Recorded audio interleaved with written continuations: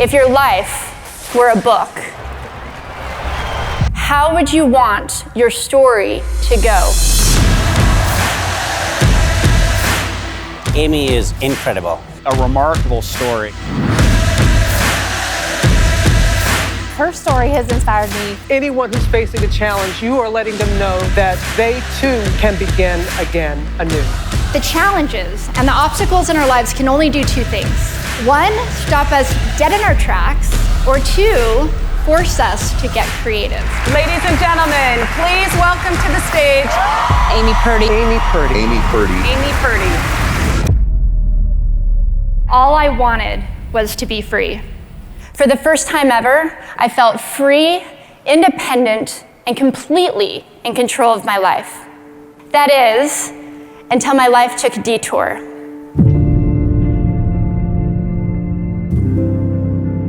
The day began just like any other day. I woke up feeling great as usual, but this day was different. I was so weak. Something was really, really wrong, and I realized that I couldn't feel my feet. I was diagnosed with something called meningococcal meningitis. Due to this little microscopic bacteria, over the course of 2.5 months, I ended up losing my spleen, I lost my kidney function, I lost the hearing in my left ear, and due to the septic shock that my body went into, I ended up losing both of my legs below the knees. And I thought the worst was over. That is, until I saw my new legs for the very first time.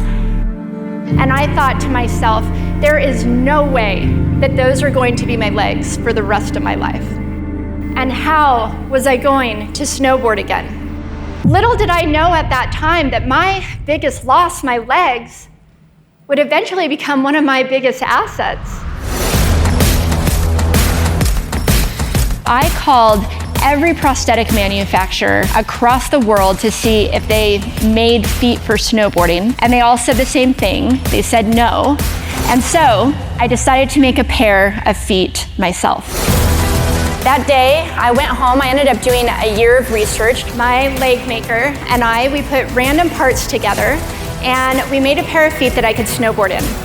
We turned the ankle backwards. I added a bunch of wood to the heels, and believe it or not, these feet actually worked. These feet are currently on display at the Smithsonian in a trailblazing display.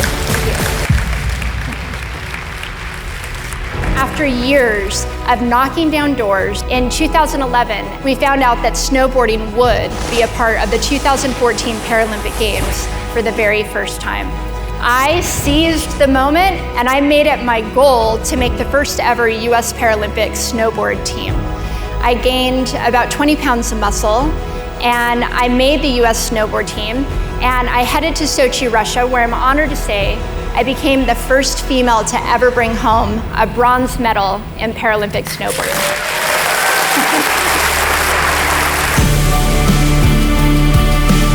Please welcome Amy Purdy. Amy, come on out. Paralympian Amy Purdy, a Wonder Woman, and she is. You got a bronze medal at the Olympics. You got a gold medal in the cha-cha-cha.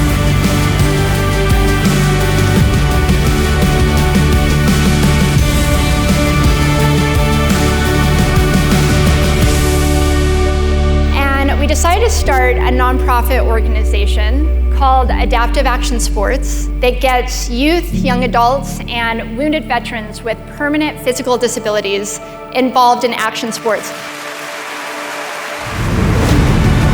Looking back at all the challenges I've faced, but also all the experiences I've had, I realize that I wouldn't be where I'm at today had I have not lost my legs. Had I have not faced some of the greatest challenges of my life, I wouldn't have had some of the greatest experiences of my life. We always have the choice whether we're going to let those challenges break us down or we're going to use them to build us up. I've learned it's that change and it's that challenge that forces us to figure out what we're really made of. True resilience has nothing to do with bouncing back to what we once were. It's about accepting what is It's about leaning into the moment, because it's not about overcoming our obstacles.